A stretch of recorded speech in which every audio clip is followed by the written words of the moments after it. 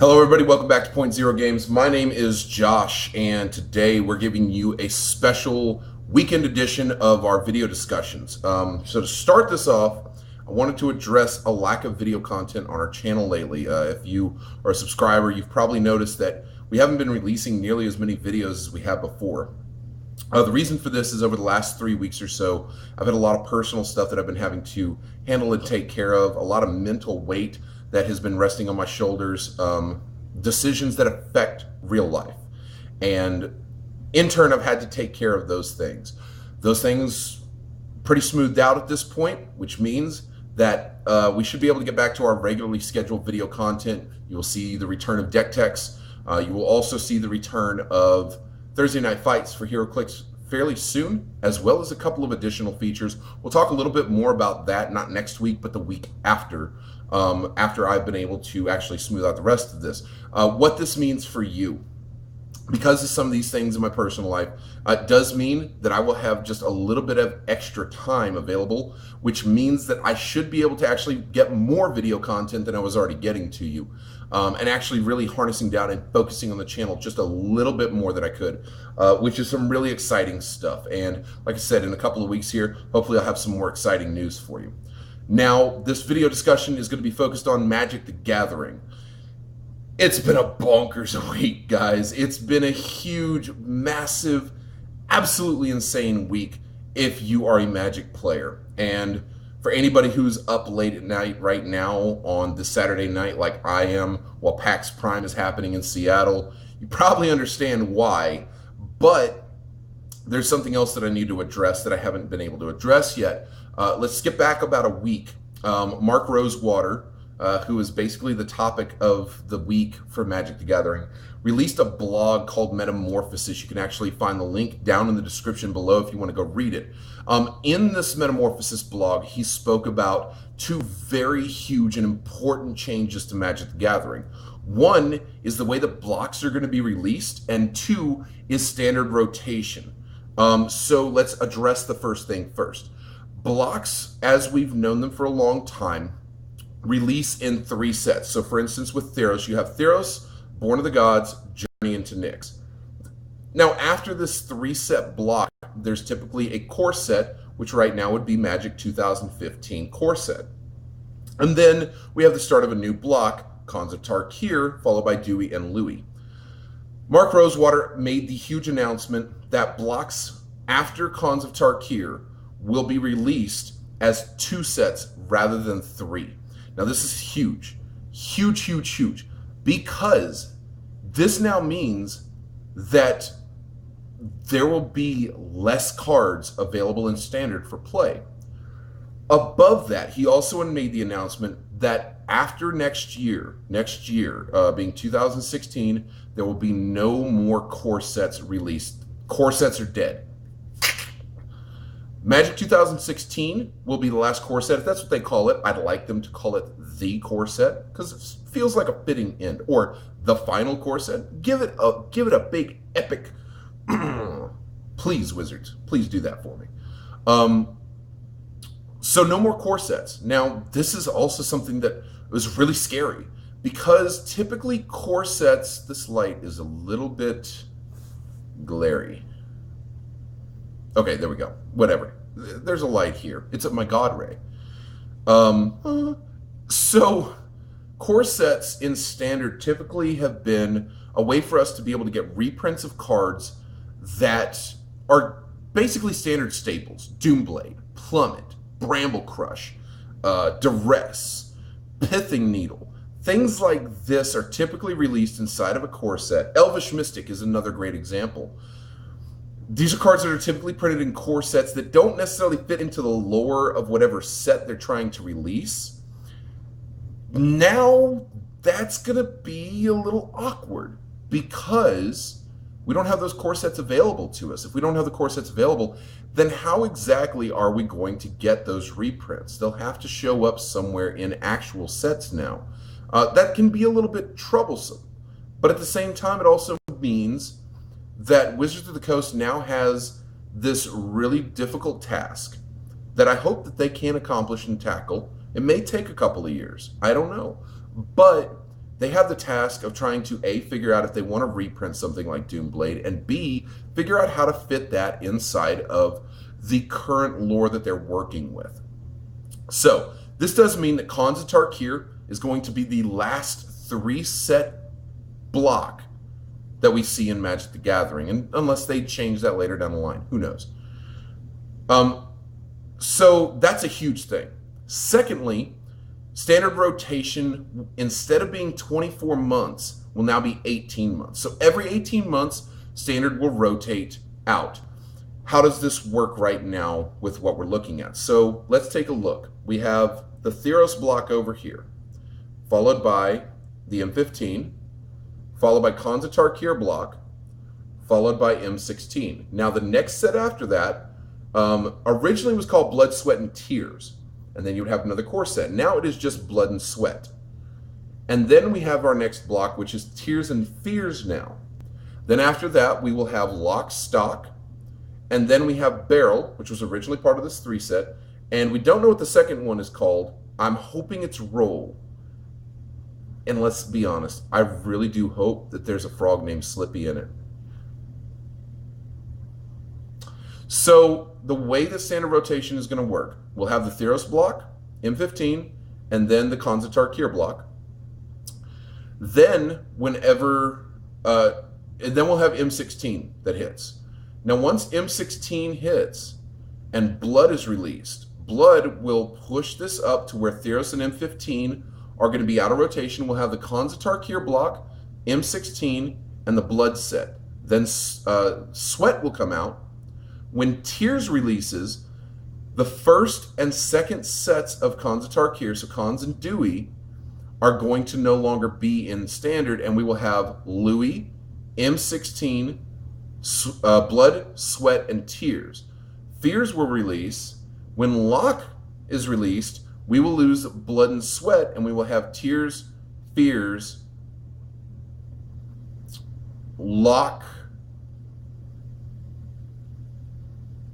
We will have Blood, Sweat, Tears, Fears, and Lock. Then Stock will come out. When Barrel releases, we will lose Blood and Sweat. Tears, Fears, Lock, Stock, Barrel. And it will continue that way. So at any given point, we'll only have 6, I can count, 6 total sets that will ever be available in the standard format. Now this is also huge. It means we have less cards to draw from. However, since they are 3 separate sets, it means that we have separate mechanics that we'll get to dig through. And hopefully, what this will do is it will drive the format to be more diverse. As it stands right now, we've seen Mono Black Devotion, Mono Blue Devotion, Blue White, and Esper really just kind of dominating those top 4 spots, and then everything else kind of fits into like a 5% area. Hopefully, this will allow for a little bit more creativity and a little bit more diversity. Now, there are some complaints, obviously. The biggest complaint that you're going to find is that a lot of standard players are saying, well, if they do this 18-month rotation, it's going to make standard a much more expensive format for people to get into. I disagree. And I know this is going to be an unpopular thing, but I always take the devil's advocate stance on a lot of things. Not always, but I take it on a lot of things. And this one, I have to take the devil's advocate stance. I don't think that it's going to make standard more expensive. I think overall it's going to just be compressed. Here's the thing. If we look at Theros right now, when Journey into Nyx released, how many cards out of Journey into Nyx were actually used in any decks at all? How many of them are being played?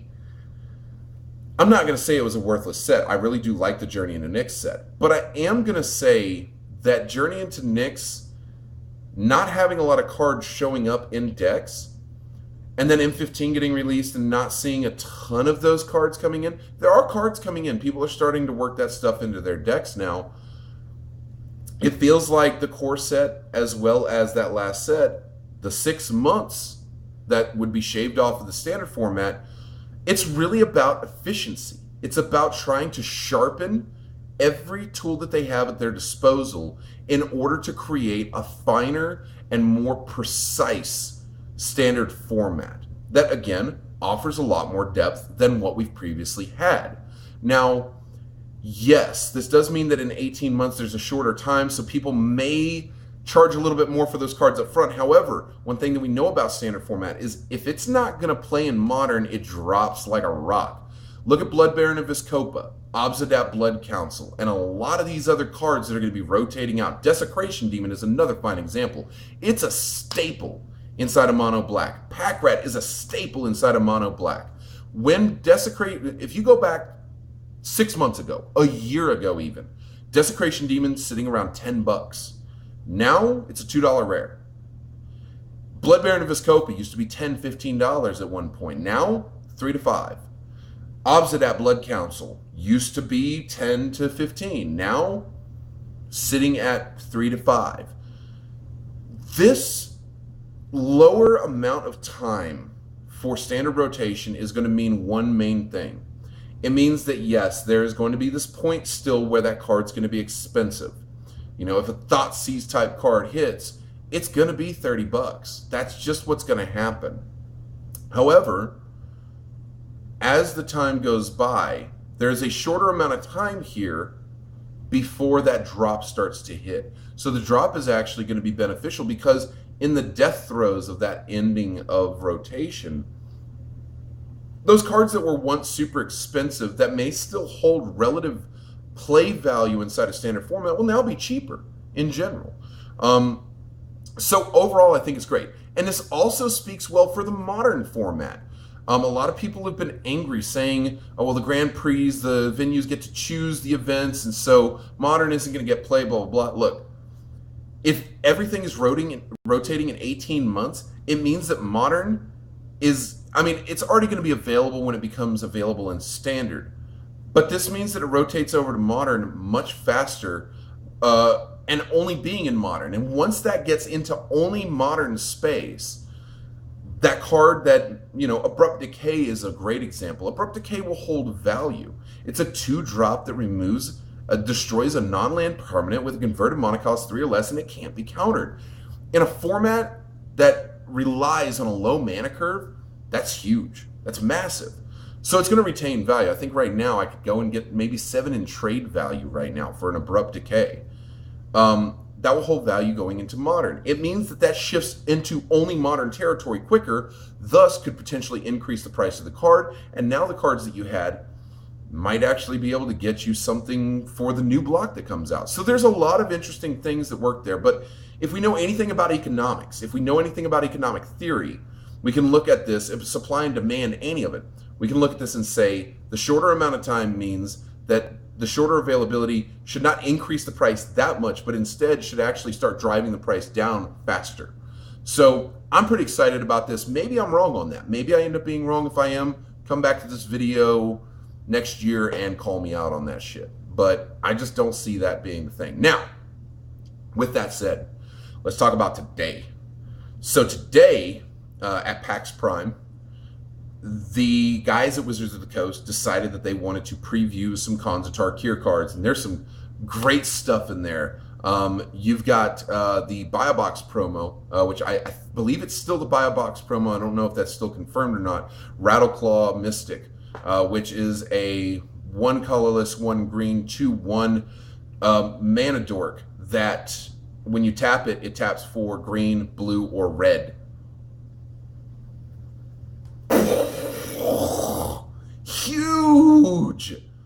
Commander play forever! Mana dorks with 3 colors!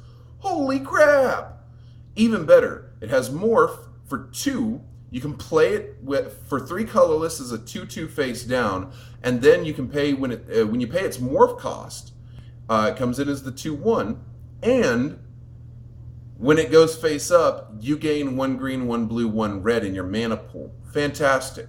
We also ended up finding out that there would be Sultai. We saw the Sultai Charm, which is the black, blue, and green color scheme. So charms are going to be back in a big way. They are 3-color instant speeds that, so far the only one we've seen is the Sultai Charm. It has 3 options to it. That one is destroy target monocolored creature, destroy target enchantment or artifact, or draw 2 cards, then discard a card.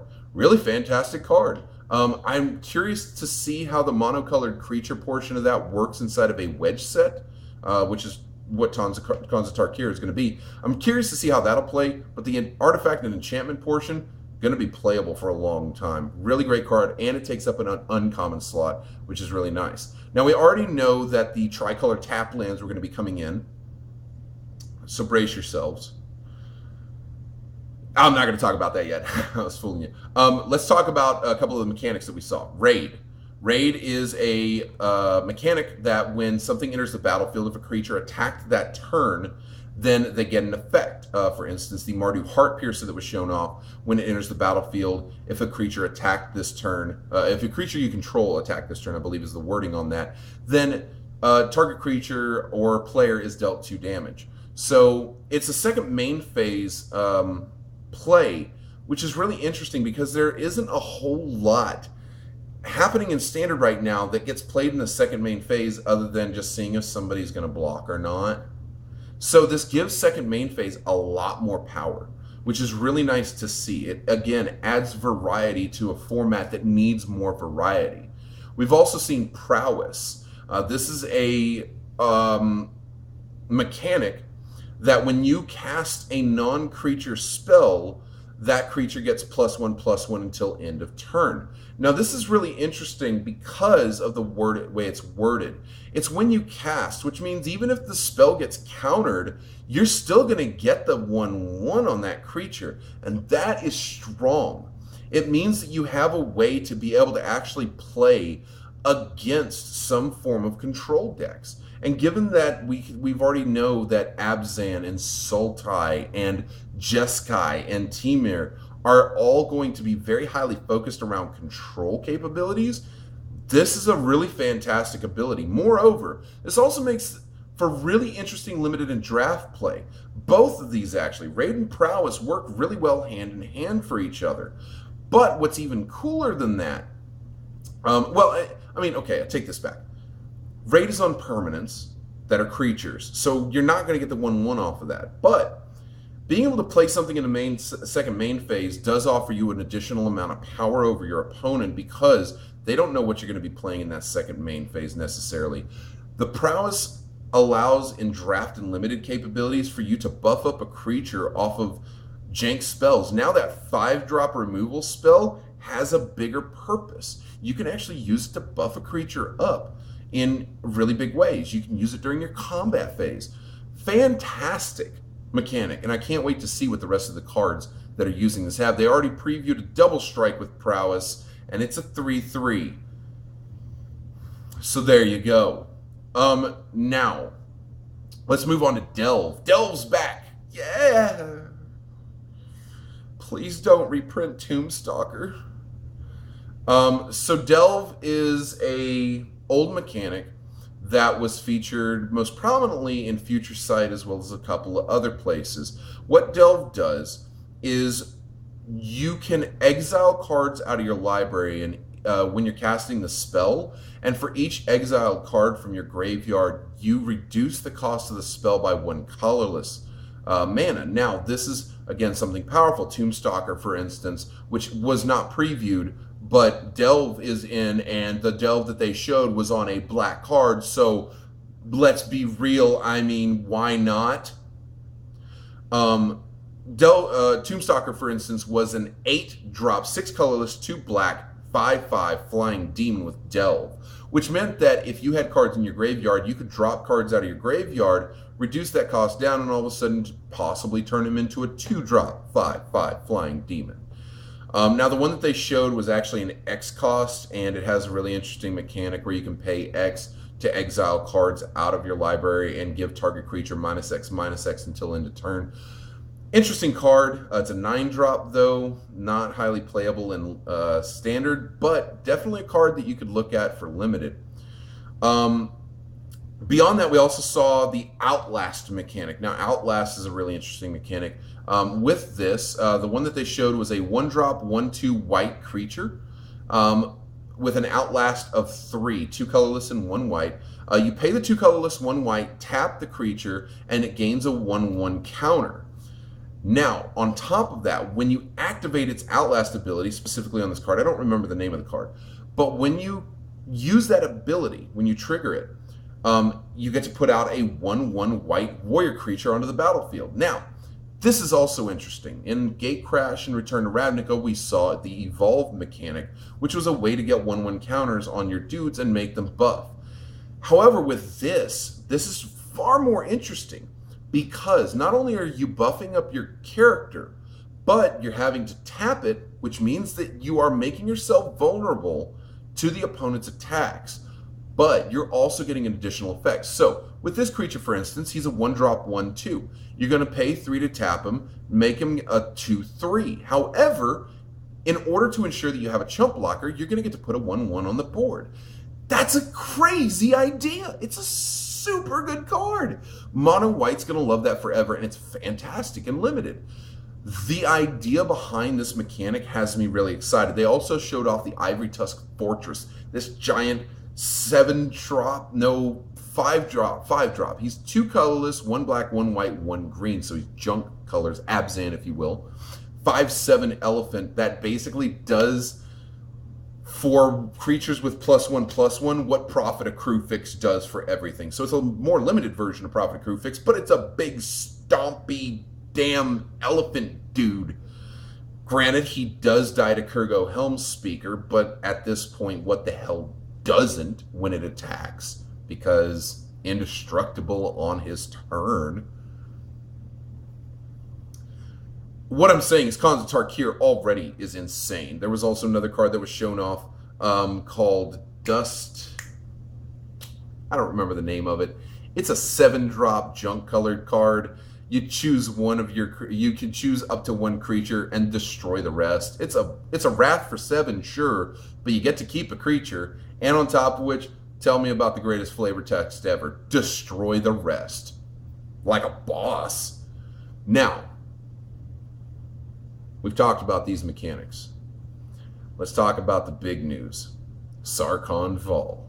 That's right, Sarkhan Vol got shown off. Sarkhan Vol, the Dragon Speaker, is a 5-drop red Planeswalker with 4 loyalty. Red. No black, red. Red. His +1 ability. Until end of turn, Sarkhan Vol, the Dragon Speaker, becomes a 4/4 flying red dragon with indestructible and haste.